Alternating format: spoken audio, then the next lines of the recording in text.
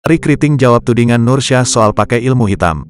Pernikahan Indah Permatasari dan Ari Kriting hingga kini belum mendapatkan restu dari Nursyah.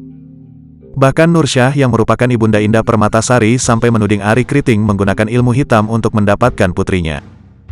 Meskipun dituding sedemikian rupa, baik Indah Permatasari maupun Ari Kriting nampak diam dan tak pernah menanggapi segala hal yang ditudingkan terhadapnya itu. Namun, setelah lama bungkam, akhirnya Indah dan Ari menjawab tudingan Nursyah terkait pakai ilmu hitam. Indah Permatasari menegaskan bahwa apa yang dikatakan sang ibu tidaklah benar. Karena mungkin gak benar jadi kayak ya udahlah mau diapain lagi, kata Indah, dikutip dari YouTube Intens Investigasi, Sabtu, tanggal 19 Agustus tahun 2023. Ari Kriting turut menambahkan selama ini ia dan sang istri memang memutuskan untuk diam tidak menanggapi segala tudingan yang dilontarkan Nursyah. Tapi nyatanya, Nursyah masih terlihat mengibarkan bendera perang kepada Indah dan Ari.